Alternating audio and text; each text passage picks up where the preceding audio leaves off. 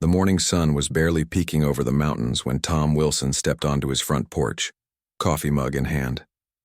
The air was crisp with that special Montana freshness he'd come to love over his 20 years on the family ranch. As he looked out over his 500 acres of land, watching his cattle graze peacefully in the distance, he felt that familiar sense of pride wash over him. This was his legacy, land that had been in the Wilson family for 3 generations. The moment was broken by the sound of tires on gravel. A black SUV with tinted windows pulled up his driveway, looking completely out of place against the weathered barn and rustic farmhouse. A man in an expensive suit stepped out holding a leather folder. "Mr. Wilson, I'm Richard Bennett from Valley Crest Estates," the man said with a plastic smile that didn't reach his eyes. "I have some paperwork you need to see." Tom invited him in with the hospitality that came naturally to him, even though something in his gut told him this wasn't a friendly visit. At his kitchen table, the same solid oak table where his father had taught him about ranch finances, the man slid a thick document across to him. "What's all this?" Tom asked, his weathered hands opening the folder. The suit cleared his throat. "Our homeowners association has secured legal permission to build a water pipeline through your property. This document outlines the details." Tom's heart sank as he read through the official-looking papers. The fancy neighborhood that had sprung up 5 miles down the road, full of wealthy city folks who'd moved to experience country living from their million-dollar homes, had somehow found a legal way to cut right through his land. "This can't be right," Tom said, his voice steady despite the panic rising inside him. "This is my property." "Actually," the man said, pointing to a paragraph filled with legal jargon, "there's an easement law from 1953 that the previous landowner agreed to. Your grandfather, I believe. It gives right-of-way for water access." Tom spent the next few weeks fighting with everything he had. He hired a local lawyer, Jack Thornton, who'd helped many ranchers over the years. Jack shook his head, sadly, after reviewing everything. "They've got you, Tom. That easement is legally binding. It transferred with the property when your father inherited it, and again when you took over." "But they're going to tear up my eastern pasture," Tom protested, spreading out his ranch map on Jack's desk.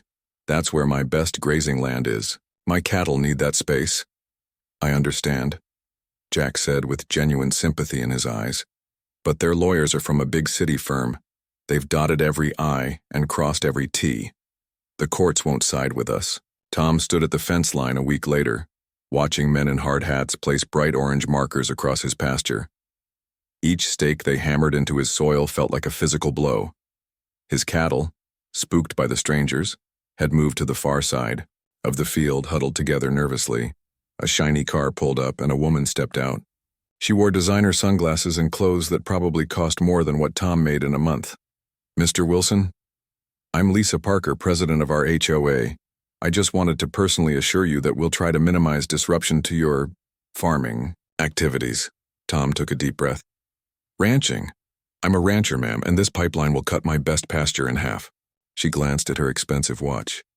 "Progress requires some adjustments, I'm sure you understand.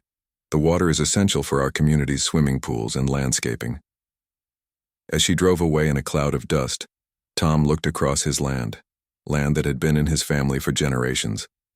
The men continued marking the path that would soon be torn open for a pipeline carrying water to fill swimming pools for people who didn't understand the value of what they were destroying. That night, sitting on his porch watching the sunset, Tom made a promise to himself. This wasn't over. Not by a long shot. 2 months passed and Frank's worst fears came to life. Heavy machinery rolled onto his property at first light one Monday. By noon, they had torn a 5-foot-wide scar across his eastern pasture. Frank watched from his fence, hands gripping the weathered wood so tight his knuckles turned white. His foreman, Pete, walked up beside him. Pete had worked the ranch for 15 years and was more friend than employee. "This ain't right," Pete said, spitting on the ground. "Your daddy would have never let this happen." "I didn't have a choice," Frank replied, eyes never leaving the yellow. "Bulldozer tearing up his land. The law's on their side." That night, Frank couldn't sleep. He tossed and turned, thinking about how easily those city folks had walked all over him. At 3 a.m., he gave up trying, pulled on his boots, and walked out to check on his cattle. The moon lit up the pasture enough to see, and what Frank saw broke his heart. His herd was split in two by the deep trench. Half the cattle were stuck on the wrong side of the pipeline path, cut off from the creek where they normally drank.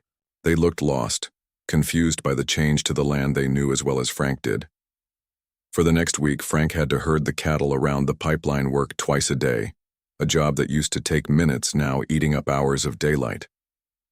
3 of his younger calves got spooked by the machinery noise and ran off, taking Frank and Pete half a day to track them down. When Friday came, the crew foreman walked over to Frank's fence. Unlike the HOA folks, this man had dirt under his fingernails and respect in his eyes. "Just wanted to let you know we'll be bringing in the pipes on Monday," he said. "Should take about 3 weeks to lay them all." Frank nodded. "Any chance of getting a crossing point built? My cattle need to reach both sides." The foreman looked uncomfortable.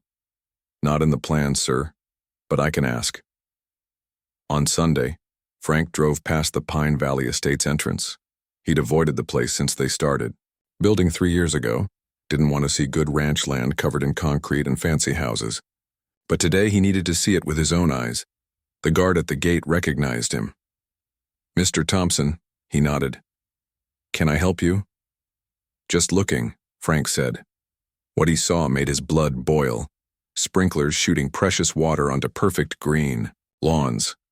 A fountain in the center of a roundabout, water just spraying into the air for no reason at all, and signs advertising the community pool opening next month, right when the summer drought usually hit hardest.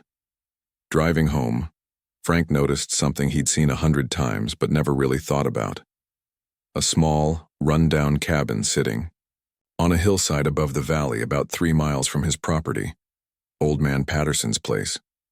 The cabin had been empty for years since Patterson moved to Arizona for his health. Frank pulled over and looked up at that hillside.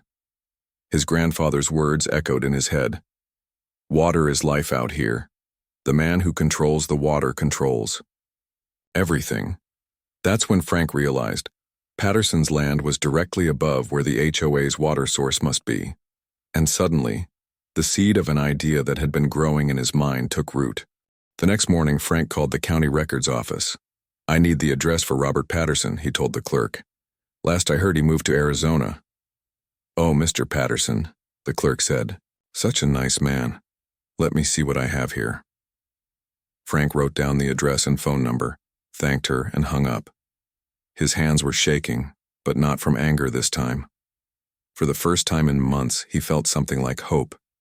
He dialed the number, listening to it ring 4 times before a gravelly voice answered.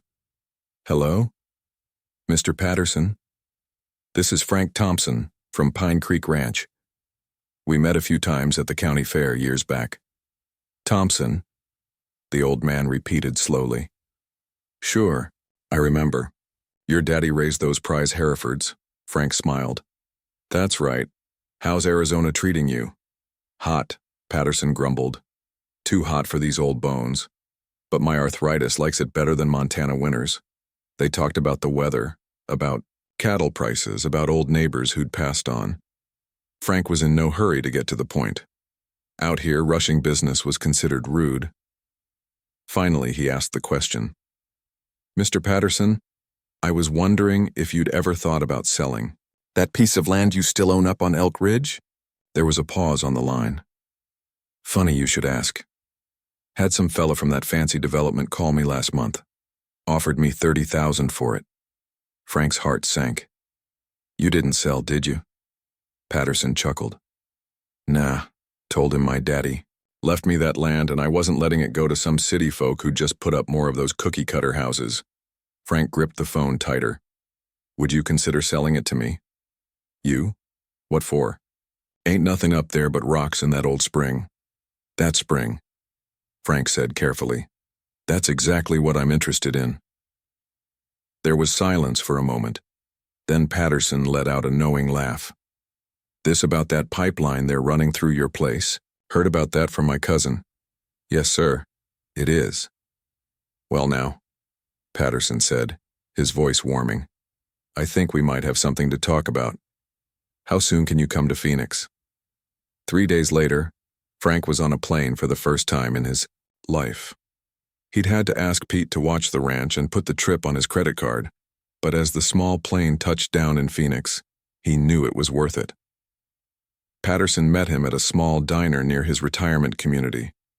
The old rancher was thinner than Frank remembered, his skin leathery from years in the sun, but his eyes were still sharp as he sized Frank up. "So," Patterson said after they'd ordered coffee, "you want to buy my land because of the spring?" Frank nodded, laying his cards on the table. "The HOA that built those fancy houses is running their water pipeline straight through my best pasture. They've got the legal right because of some easement my grandpa signed, but they never secured rights to the water source itself." Patterson's weathered face cracked into a smile. "And that source just happens to be on my land." "Yes, sir. And if you owned that land, I could control their water supply," Frank finished. Patterson leaned back in his booth, studying Frank. "You know, them HOA folks offered me $30,000.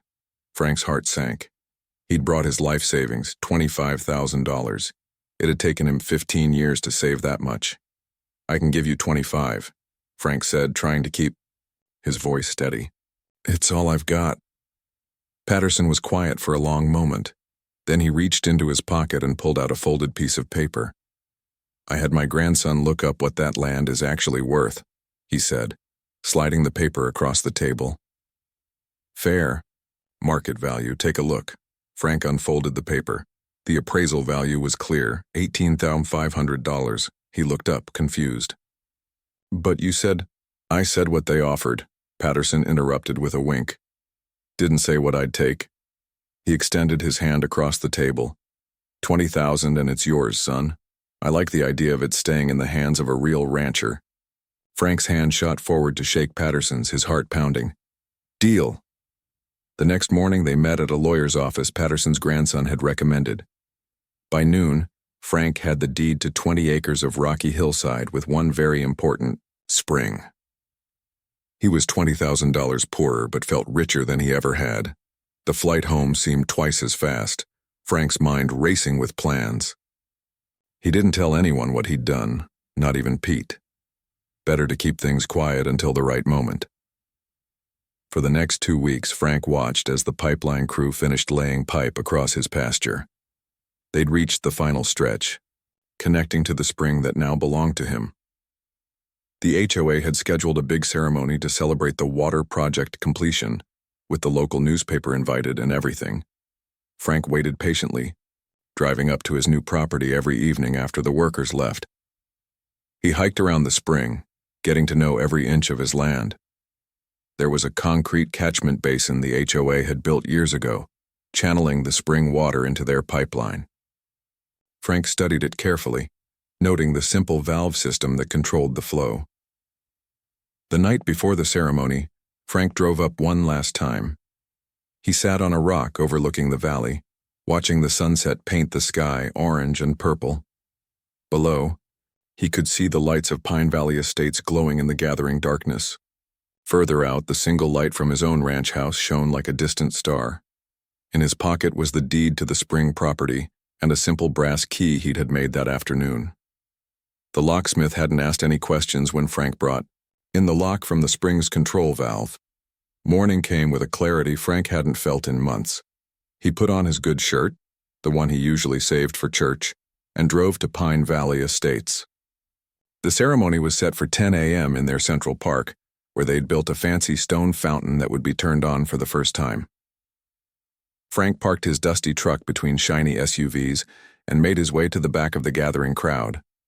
About 50 homeowners stood around in summer clothes chatting excitedly. A small stage had been set up with Diane Wilson, the HOA president, standing at a podium covered in blue and white decorations. "Ladies and gentlemen," she announced with a bright smile, "today marks a historic moment for our community. After months of hard work, our water infrastructure project is complete." The crowd applauded. Frank watched silently, arms crossed over his chest. "This state-of-the-art system will provide clean, fresh mountain spring water to every home in Pine Valley Estates," Diane continued. No more well water with that mineral taste. And now, the moment we've all been waiting for. She gestured dramatically to a man in a suit standing by the fountain controls. Let the waters flow. The man flipped a switch with a flourish. The crowd held its collective breath. Nothing happened. The man flipped the switch again, looking confused. Still nothing. Not a drop of water came from the fountain. People began to murmur. Just a small technical issue, Diane said into the microphone, her smile tightening. Give us a moment. Frank watched as a man in work clothes jogged over to Diane and whispered something in her ear.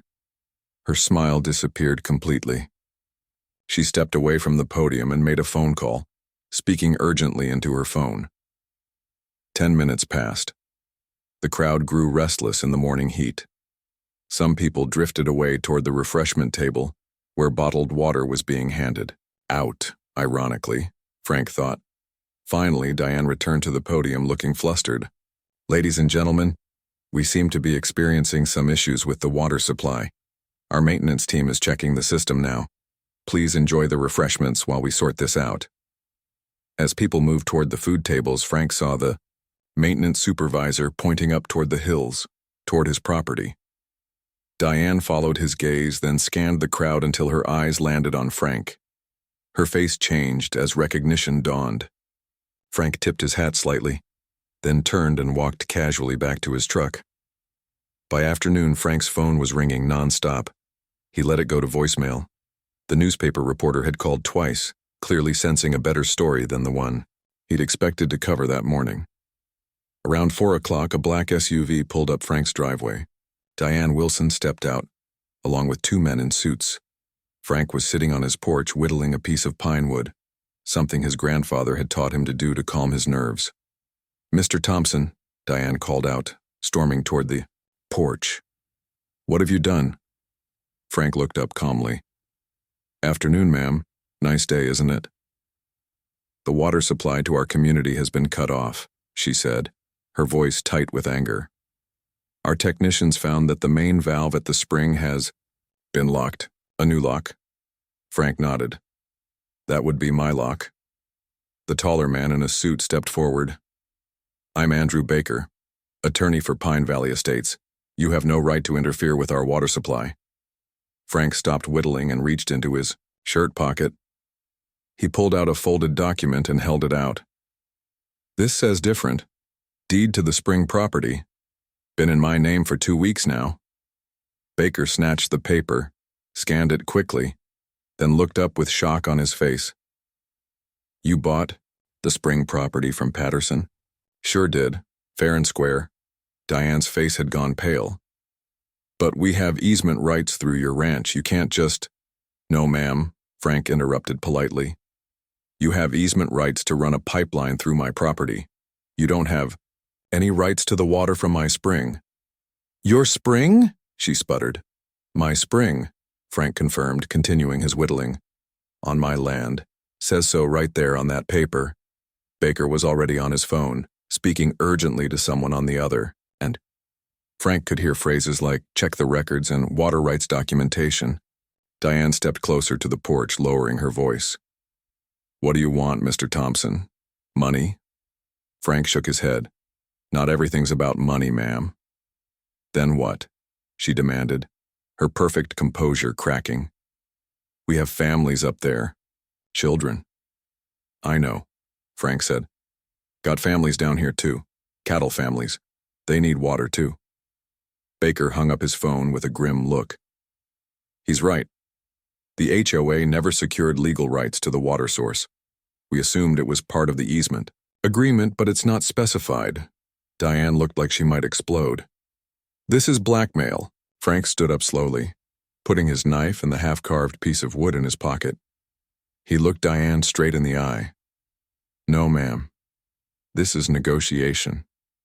Something you should have done properly from the start, instead of hiding behind fancy lawyers and treating my land like it didn't matter. Over the course of 3 months, James witnessed the systematic disruption of his land. Heavy machinery tore through the pristine pasture, leaving a jagged scar across the landscape. His cattle were spooked by the constant noise and unfamiliar presence of workers resulting in lower milk production and weight loss. Several of his fences were damaged during construction, allowing some of his herd to wander into neighboring properties. The HOA representatives rarely acknowledged James's concerns. When they did speak to him, it was with thinly veiled condescension. "This water supply is essential for our community's growth," explained Miranda Whitfield, the HOA president, as she surveyed the construction from the comfort of her luxury SUV. "I'm sure you understand that progress sometimes requires sacrifice." James understood plenty. He understood that the sacrifice was entirely one-sided, and that his family's legacy meant nothing compared to the perfectly manicured lawns and decorative fountains of the Valley Crest Estates. 3 days passed. Frank temporarily unlocked the valve to let enough water through for basic household needs in Pine Valley Estates, but kept it at a trickle, just enough to show he wasn't being cruel, but not enough for their pools or lawn sprinklers. Meanwhile, the story had made the local newspaper. "Ranch owner turns tables on developers," read the headline. People Frank had known his whole life stopped him in town to shake his hand. Other ranchers called to congratulate him. One old-timer even dropped by with a bottle of whiskey to celebrate what he called a victory for the little guy. On the 4th day, Frank's lawyer, Bill Henderson, called. "The HOA wants a meeting," Bill said. "At my office tomorrow at 10. "They bringing their fancy city attorney?" Frank asked. "They are, but don't worry. I've got Dan Morris coming in from Billings to help us. He specializes in water rights." Frank smiled. "I'm not worried, Bill." When Frank walked into Bill's office the next morning, the conference room was already full. Diane Wilson sat with 2 men in expensive suits, lawyers, judging by their briefcases. Also present was a middle-aged man Frank didn't recognize, wearing a polo shirt with the Pine Valley Estates logo. "This is Robert Chen," Diane introduced stiffly. "He's the developer and primary investor in Pine Valley Estates." Chen nodded to Frank but didn't offer to shake hands. Frank's lawyer, Bill, began. "My client is open to discussing terms for water access to Pine Valley Estates. But to be clear, there's no legal obligation for him to provide any water from his spring." One of the HOA's lawyers leaned forward. "We could challenge the property sale. There are questions about whether proper notification was given to interested parties with prior usage rights." Dan Morris, the water rights attorney Frank had brought in, smiled. "You mean notification to parties who were using the water without any documented legal right? That would be an interesting case to make." He paused. "But we're not here to argue, are we? We're here to find a solution." Robert Chen spoke for the first time. "What do you want, Mr. Thompson?" Frank had thought about this moment for a long time. He pulled out a folded piece of paper, a list he'd made the night before. "3 things," he said, unfolding the paper. "First, I want the pipeline rerouted around my property entirely. It can follow the county road." "That would cost a fortune," Diane protested. "Second," Frank continued calmly, "I want compensation for the damage already done to my pasture, including the cost of creating proper crossings for my cattle." Chen's face was unreadable. "And third?" "Third, I want a written agreement that limits how much water Pine Valley Estates can take from the spring. Enough for household use, but not for washing cars, filling swimming pools, or watering those fancy lawns in the middle of drought season." Diane started to object, but Chen raised his hand to silence her. "The rerouting is reasonable," Chen said. "We should have done that from the start. The compensation, too. We'll have our people assess the damage and make a fair offer." He paused, studying Frank. "The water usage restrictions are more complicated. People bought homes with certain expectations." Frank met his gaze steadily. "People bought homes on land that used to be ranches, land that understood drought. Out here, we all live by the same rules. When water gets scarce, we all cut back. No exceptions." "Our homeowners won't like it," Diane muttered. "Then explain it to them," Frank said simply. "Tell them about how my family has managed that land through 3 generations, through dust bowls and floods. Tell them how my cattle had to be moved because they couldn't get to their water. Tell them how not one person from your fancy development ever came to ask me what I thought about having my pasture cut in half."